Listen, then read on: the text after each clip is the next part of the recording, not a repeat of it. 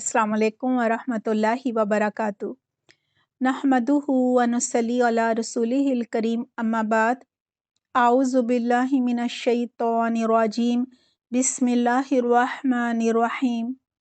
रब्बिश्रह ली सदरी व यस्सिर ली अमरी वहलुल उक़दतम मिन लिसानी यफ़क़हू क़ौली। रब्बि ज़िदनी इल्मा। अल्लाहुम्मा फ़क़्क़िहना फ़िद्दीन। अल्लाहुम्मा अरिनल हक़्क़ हक़्क़न वरज़ुक़ना इत्तिबाअ व अरिनल बातिला बातिलन वरज़ुक़ना इज्तिनाबा। क्या हाल हैं आप सबके?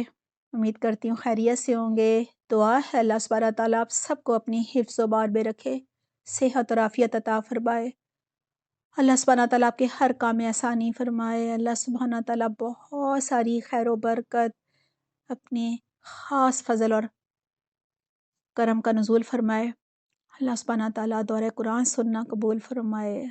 सारी जो आपके जो भी नेक अमाल हैं उन सबको अल्लाह ताला बेहतरीन तरीके से कबूल करे और हम सब से राज़ी हो जाए। आमीन अल्लाहुम्मा आमीन। अल्हम्दुलिल्लाह, अल्लाह सुब्हानहू व तआला की तौफ़ीक से आज हम 5वें पारे का आगाज़ कर रहे हैं। सूरत निसा की 23 आयात शुरू की जो थी, हमने पारा नंबर 4 में पढ़ी थी और इस सूरत पे हम उन अहकामात के बारे में जानेंगे जिन पर अमल करने से मुआशरे की इस्लाह हो जाती है। देखिए, सूरह आल इमरान का जो इख्तिताम है वो तक़वा पर हुआ था। इसी तरह सूरत निसा का आगाज़ भी तक़वा पर हुआ था, क्योंकि अल्लाह सुब्हानहू व तआला के अहकामात पर वही अमल कर सकता है, वही ईमान ला सकता है जिसके अंदर तक़वा होता है, यानी अल्लाह की मार्फत होती है, अल्लाह की मोहब्बत होती है और गुनाहों से बचने का डर भी होता है। सूरत निसा की शुरू की आयत पे हमने नाजायज़ तरीके से आमदनी बनाने यानी नाजायज़ ज़राए आमदनी के तरीक़ों पर बात की थी,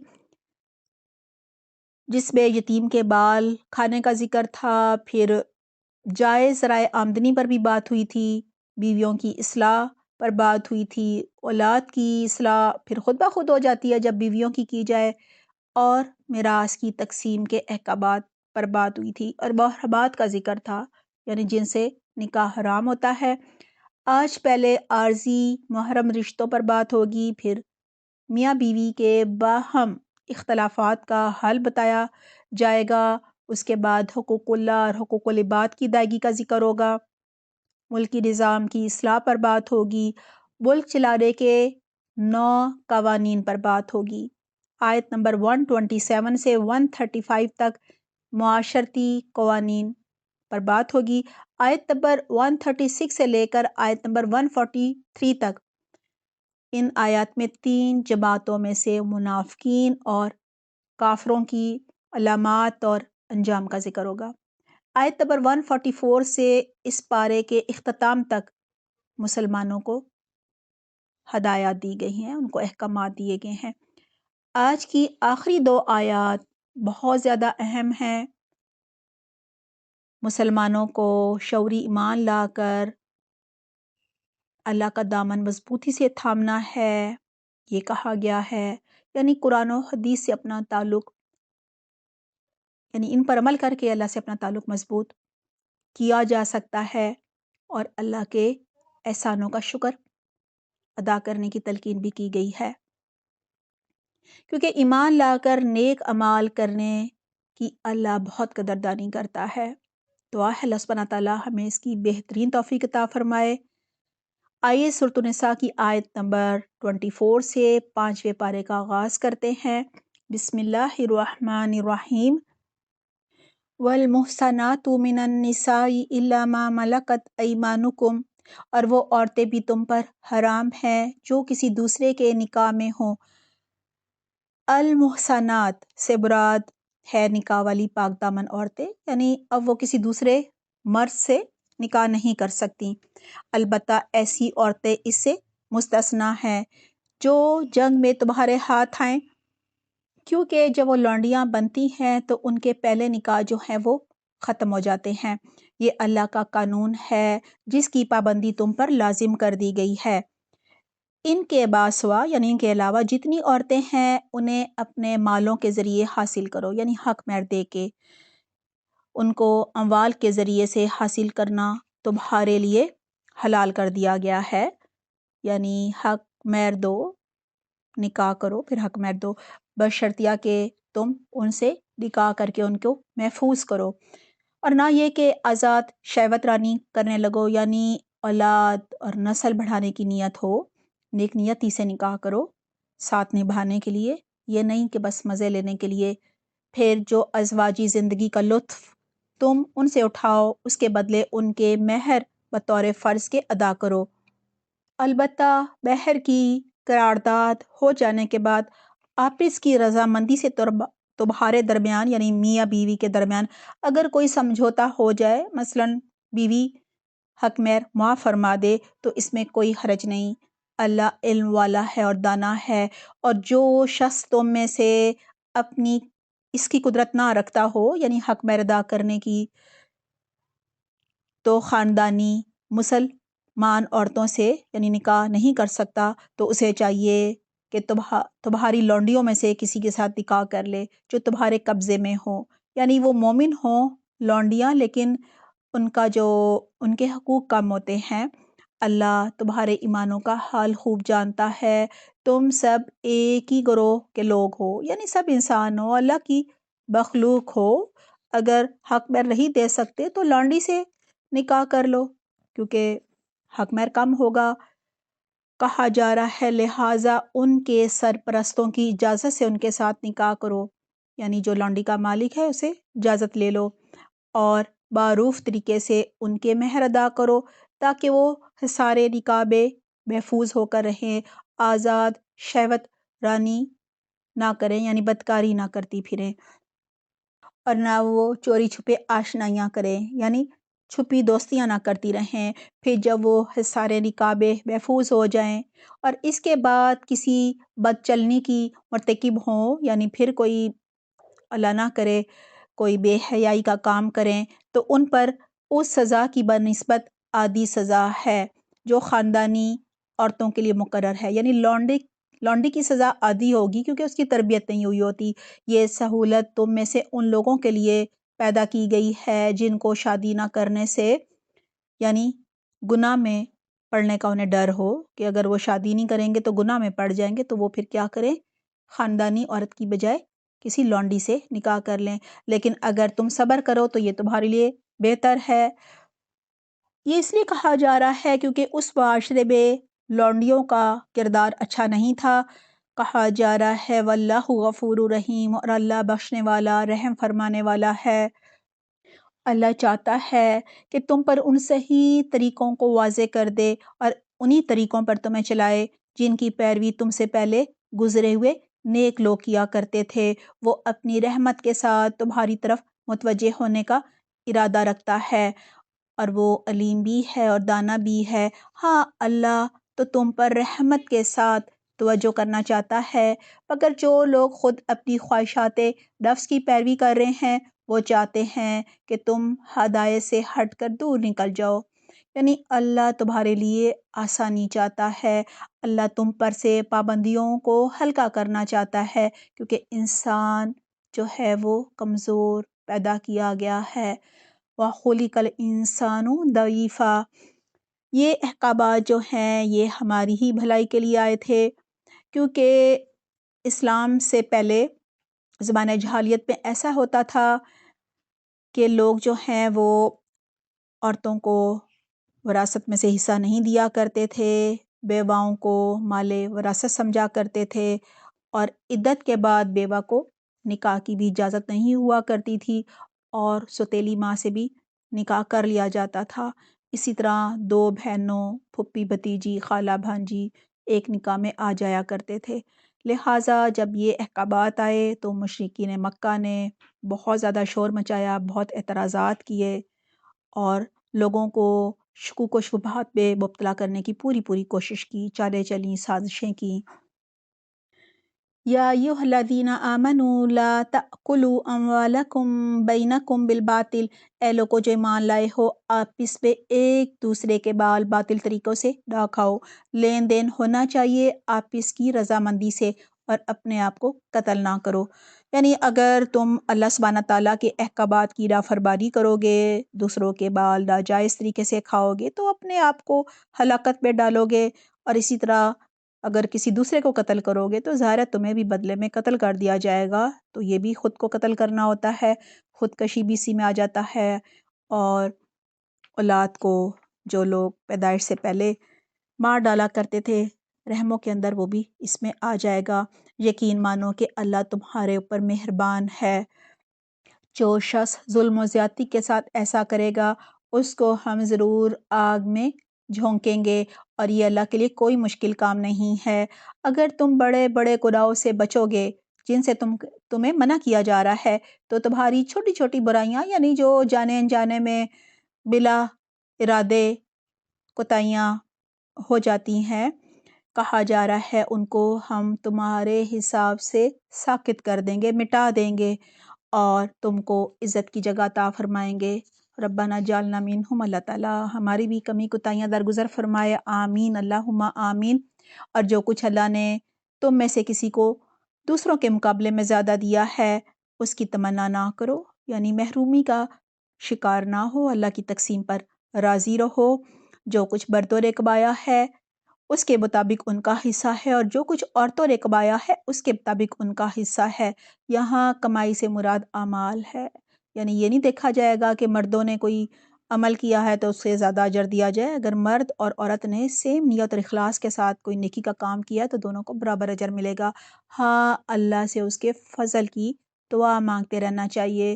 یقیناً اللہ ہر چیز کا علم رکھتا ہے۔ دعا ہے اللہ سبحانہ تعالیٰ ہم سب پر بھی اپنا خاص فضل اور اپنی خاص رحمت فرمائے، آمین اللہم آمین۔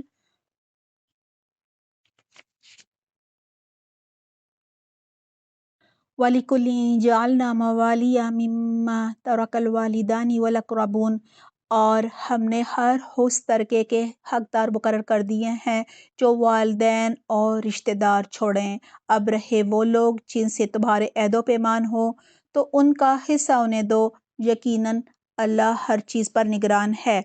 اہل عرب میں یہ طریقہ تھا کہ جن لوگوں کے درمیان دوستی اور بھائی چارے کے عہد و پیمان ہوا کرتے تھے وہ ایک دوسرے کی وراثت کے حقدار بن جایا کرتے تھے، لیکن اللہ تعالیٰ کہہ رہے ہیں اسی طرح منہ بولا بیٹا جو ہے وہ بھی وراثت کا حقدار ہوا کرتا تھا۔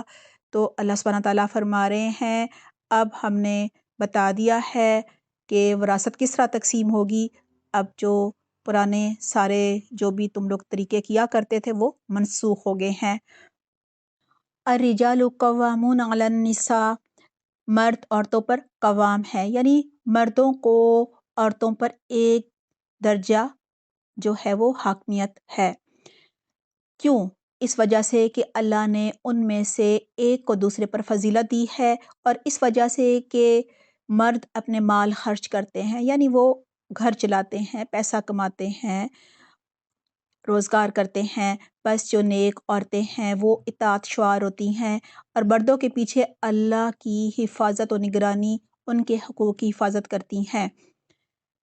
اور جن عورتوں سے تمہیں سرکشی کا اندیشہ ہو، یعنی وہ خیانت کریں، تو انہیں سمجھاؤ، خواب گاؤں میں ان سے علیحدہ ہو جاؤ اور مارو۔ یہاں مارنے کے بارے میں ہے، آپ صلی اللہ علیہ وسلم نے فرمایا کہ یہ جو مارنا ہے نا، یہ ایک صحابی نے بتایا کہ آپ صلی اللہ علیہ وسلم نے فرمایا تھا کہ یہ مارنا مسواک سے ہے، جیسے مسواک ایسے ہلکی سی لگتی ہے نا، اور چہرے پر بالکل نہیں مارنا کیونکہ وہ سختی سے اسلام میں منع ہے۔ اور یہاں عورتوں کی 3 صفات بتائی گئی ہیں۔ ایک تو شوہر کے بال کی حفاظت کرنے والی ہوتی ہیں، نمبر 2 شوہر کی عزت میں خیانت نہیں کرتی، اور نمبر 3 شوہر کے رازوں کی حفاظت کرتی ہیں۔ پھر اگر وہ تمہاری مطیع ہو جائیں تو خواہ مخواہ ان پر دست درازی کے لیے بہانے تلاش نہ کرو، یعنی پھر جھگڑے نہ کرو۔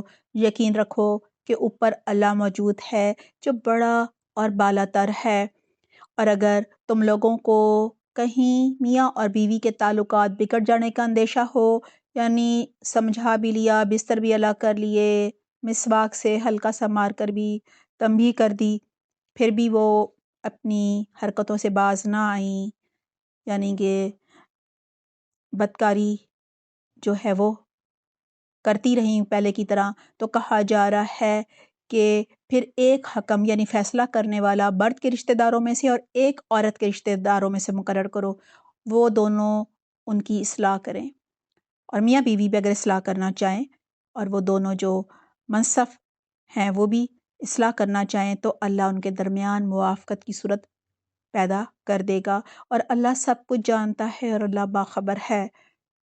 اب آیت نمبر 36 سے لے کر 42 تک میں حقوق اللہ اور حقوق العباد کا ذکر ہے۔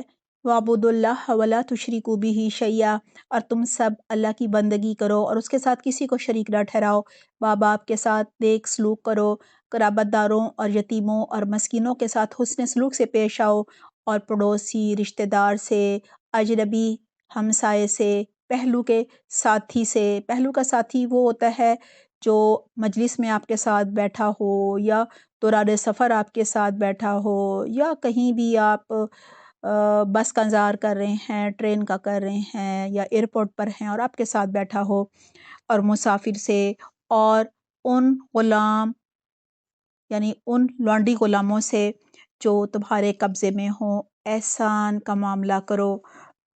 یقین جانو اللہ کسی ایسے شخص کو پسند نہیں کرتا جو مغرور ہو اور اپنی بڑائی پر فخر کرے، اور ایسے لوگ بھی اللہ کو پسند نہیں ہیں جو بخل کرے، کنجوسی کرے اور دوسروں کو بھی کنجوسی کی ہدایت دیں، اور جو کچھ اللہ نے اپنے فضل سے انہیں دیا ہے اسے چھپائیں۔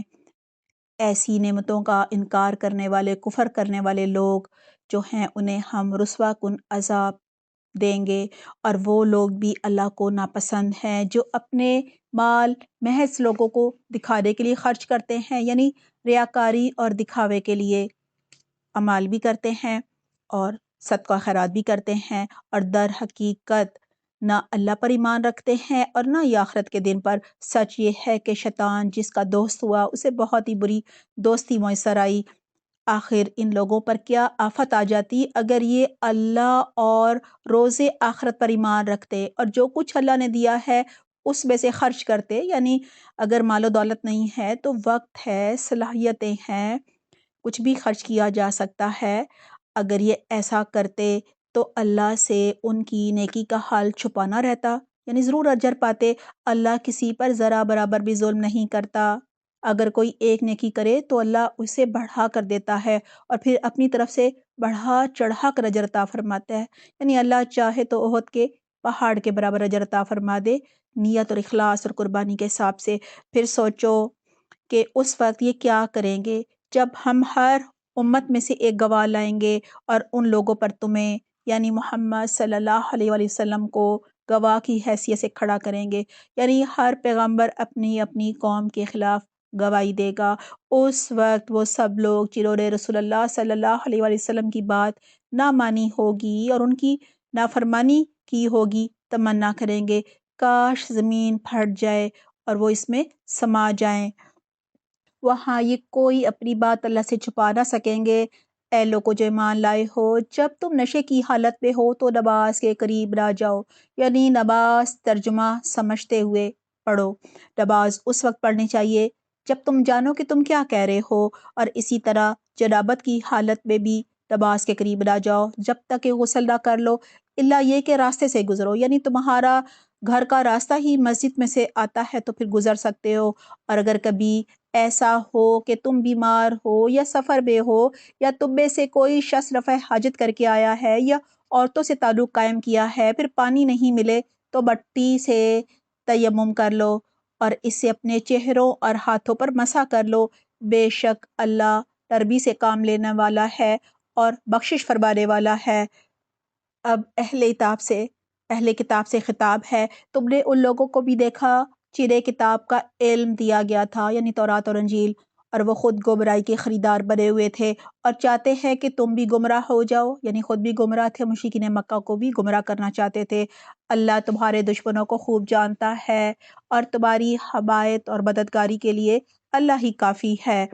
جو لوگ یہودی بن گئے ہیں ان میں کچھ لوگ ہیں جو الفاظ کو ان کی اصل جگہ سے پھیر دیتے ہیں، یعنی جو برحق دین ہے اس کے خلاف باتیں بنانے کے لیے اپنی زبانوں کو توڑ بڑھ کر کہتے ہیں سمینا وعصینا اور اسما غیر مسمعین اور رائنا، حالانکہ اگر وہ کہتے سمینا وطانا، ہم نے سن لیا اور اطاعت کی، اور اسما و انظرنا، تو یہ انہی کے لیے بہتر ہوتا اور زیادہ درست ہوتا، مگر ان پر تو ان کی باطل پرستی کی وجہ سے پھٹکار پڑی ہوئی ہے اور اس لیے وہ کم ہی ایمان لاتے ہیں۔ اے وہ لوگوں جنہیں کتاب دی گئی ہے، مان لو اس کتاب کو جو ہم نے تم پر نازل کی ہے، یہ اس کتاب کی تصدیق کرتی ہے جو تمہارے پاس پہلے سے موجود ہے، یعنی تورات کی۔ اس پر ایمان لاؤ اس سے پہلے کہ ہم تمہارے چہرے بگاڑ کر پیچھے پھیر دیں یا اسی طرح کی لعنت تم پر کریں جیسی کہ ہم نے سبت والوں پر کی تھی، اور یاد رکھو کہ اللہ کا فرمان جو ہے، حکم جو ہے، نازل ہو کر رہے گا۔ اللہ بس شرک ہی کو معاف نہیں کرتا، اس کے علاوہ دوسرے گناہوں کو جسے چاہتا ہے معاف کر دیتا ہے۔ اللہ کے ساتھ کسی اور کو شریک نہ ٹھہراؤ، یہ بہت بڑا جھوٹ ہے اور بہت بڑا گناہ ہے۔ تم نے ان لوگوں کو بھی دیکھا جو اپنے نفس کی پاکیزگی کا دم بھرتے تھے، حالانکہ پاکیزگی تو اللہ ہی جسے چاہتا ہے عطا کرتا ہے اور ان پر ذرا برابر ظلم نہیں کیا جاتا۔ دیکھو تو صحیح، یہ اللہ پر جھوٹ گھڑتے ہیں اور بالکل نہیں چوکتے، اور کھلے گناہ گار ہونے کے لیے یہی ایک گناہ کافی ہے۔ کیا تم نے ان لوگوں کو نہیں دیکھا جنہوں نے کتاب کے علم میں سے کچھ حصہ جنہیں دیا گیا تھا، اور ان کا حال یہ ہے کہ جبت اور طاغوت کو مانتے ہیں اور کافروں کے متعلق کہتے ہیں کہ ایمان لانے والوں سے تو یہی زیادہ بہتر ہے، یعنی مشرک مسلمانوں سے بہتر ہیں۔ ایسے ہی لوگ ہیں جن پر اللہ نے لعنت کی، اور جس پر اللہ لعنت کر دے پھر اس کا کوئی مددگار نہیں ہوتا۔ کیا حکومت میں ان کا کوئی حصہ ہے؟ اگر ایسا ہوتا تو یہ دوسروں کو پھوٹی کوڑی بھی نہ دیتے۔ پھر کیا یہ دوسروں سے اس لیے حسد کرتے ہیں کہ اللہ نے انہیں اپنے فضل سے نوازا، یعنی نبوت دے دی؟ اگر یہ بات ہے تو انہیں معلوم ہونا چاہیے کہ ہم نے ابراہیم علیہ السلام کی اولاد کو کتاب اور حکمت عطا کی اور بادشاہت بخشی، مگر ان میں سے کوئی اس پر ایمان لایا اور کسی نے منہ موڑ دیا، اور منہ موڑنے والوں کے لیے تو بس جہنم کی بھڑکتی ہوئی آگ ہی کافی ہے۔ جن لوگوں نے ہماری آیات کو ماننے سے انکار کیا، ہم یقیناً انہیں آگ میں جھونکیں گے، اور جب ان کے بدن کی کھال گل جائے گی تو اس کی جگہ دوسری کھال پیدا کر دیں گے تاکہ وہ خوب خوب عذاب کا مزہ چکھے۔ اللہ بڑی قدرت رکھتا ہے۔ 5ویں پارے کا جو پہلا ربع ہے وہ سورۃ النساء کی آیت نمبر 24 سے لے کر 56 تک ہے۔ آئیے جانتے ہیں ہم نے عمل کے لیے کیا سیکھا۔ آیت نمبر 24 سے ہمیں یہ پتہ چلتا ہے کہ المحصنات، نکاح والی پاک دامن عورتوں کو کہا جاتا ہے جو کسی اور مرد سے نکاح نہیں کر سکتی، اور حق مہر کی ادائیگی جو ہے وہ فرض ہوتی ہے۔ آیت نمبر 26 اور 27، ہمیں اللہ سبحانہ تعالیٰ کے احکامات کی پیروی کرنی ہے، نہ کہ اپنی خواہشات کی۔ آیت نمبر 28، انسان کمزور پیدا کیا گیا ہے، لہٰذا اللہ سبحانہ تعالیٰ کے جو احکامات ہے وہ انسانوں کے لیے آسانی پیدا کرتے ہیں، ان کے بوجھ اتارتے ہیں جو انسانوں نے خود ہی اپنے اوپر لاد رکھے ہوتے ہیں۔ کبھی حلال کو حرام، کبھی حرام کو حلال کر لیتے ہیں، اور بہت ساری رسم و رواج اور مختلف عقائد، بدعات، ان سب کو بھی دین کا حصہ بنا لیتے ہیں۔ آیت نمبر 29 اور 30، دوسروں کے بال باطل اور ناجائز طریقوں سے کھانے والا خود اپنے آپ کو ہلاکت میں ڈالتا ہے، کیونکہ وہ خود پر ظلم کر رہا ہوتا ہے اپنی آخرت خراب کر کے۔ آیت نمبر 31، اگر ہم بڑے بڑے گناہوں سے بچیں گے تو اللہ سبحانہ تعالیٰ چھوٹے چھوٹے گناہ، کمی کوتاہیاں جو ہیں وہ معاف فرما دیں گے۔ آیت نمبر 32 اور 33، ہمیں اللہ سبحانہ تعالیٰ کی تقسیم پر، اللہ کے فیصلوں پر، تقدیر پر راضی رہنا چاہیے، اللہ کے احکامات پر راضی رہنا چاہیے۔ آیت نمبر 34، ہمیں اپنے اندر نیک اور صالح عورتوں والی صفات پیدا کرنی ہے۔ نمبر 1، شوہر کے بال کی حفاظت کرنی ہے۔ نمبر 2، شوہر کی عزت میں خیانت نہیں کرنی۔ نمبر 3، شوہر کے رازوں کی حفاظت کرنی ہے۔ آیت نمبر 35، میاں بیوی کی ناچاکی کی صورت میں دونوں کے خاندانوں میں سے ایک منصف یعنی فیصلہ کرنے والا مقرر کرنا چاہیے تاکہ دونوں فریقین کے مابین وہ صلح کروا سکیں۔ آیت نمبر 36 اور 37، ہمیں حقوق اللہ اور حقوق العباد کی ادائیگی کرنی ہے۔ اللہ کے ساتھ شرک نہیں کرنا، باپ باپ، رشتہ داروں، یتیموں، مسکینوں کے ساتھ حسن سلوک کرنا ہے، فخر و تکبر، بخل، کنجوسی اور اللہ کے فضل کو چھپانے سے بچنا ہے۔ آیت نمبر 38 اور 39، صدقہ خیرات ریاکاری اور دکھاوے کے لیے نہیں کرنا، ورنہ دنیا اور آخرت دونوں میں اس کا کوئی اجر نہیں ملے گا، اجر آخرت کا ضائع ہو جائے گا۔ آیت نمبر 43، ہمیں نماز ترجمے سے سمجھ کر پڑھنی چاہیے، اور اگر کوئی بیمار ہو، وضو سے یا غسل کرنے سے بیماری بڑھنے کا اندیشہ ہو تو اسے تیمم کر لینا چاہیے، اور اگر کوئی سفر میں ہو، پانی نہ ملے، حالت جنابت میں ہو یا رفع حاجت کے بعد اسے پانی میسر نہ ہو تو تیمم کیا جا سکتا ہے۔ آیت نمبر 44 سے لے کر 47 تک ان آیات میں بتائی گئی اہل کتاب کی بری خصلتوں سے، یہود و نصارہ کی جو بری خصلتیں ہیں ان سے ہم نے بچنا ہے۔ اللہ سبحانہ تعالیٰ کے احکامات کو نہیں بدلنا، من پسند تفسیر نہیں کرنی، حق کا انکار نہیں کرنا، ورنہ ہم اللہ کی رحمت سے دور ہو جائیں گے اور دردناک عذاب کے مستحق ہو جائیں گے۔ آیت نمبر 49، خود کو نیک اور پاک نہیں سمجھنا چاہیے بلکہ ہمیشہ اپنی اصلاح کی فکر کرنی چاہیے۔ آیت نمبر 51، ہمیں جادو، کہانت، فال گری، ٹونے ٹوٹکے اور شگون لینے سے بچنا ہے، اور طاغوت یعنی ہدایت سے دور کرنے والی جو بھی سرکش قوتیں ہیں ان کی پیروی نہیں کرنی، ورنہ ہم اللہ کی رحمت سے بھی دور ہو جائیں گے اور دنیا اور آخرت پہ ہمارا کوئی مددگار بھی نہیں ہوگا۔ آیت نمبر 54، ہمیں اللہ کی تقسیم پر، تقدیر پر، اللہ کے فیصلوں پر راضی رہنا ہے۔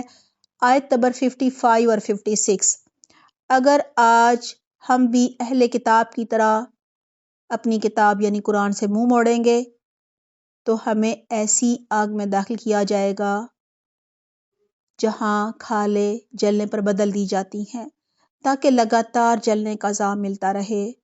دعا ہے اللہ سبحانہ تعالیٰ ہمیں نافرمان اقوام جیسے اعمال کرنے سے اور ان جیسے انجام سے محفوظ رکھے۔ آمین، اللہم آمین۔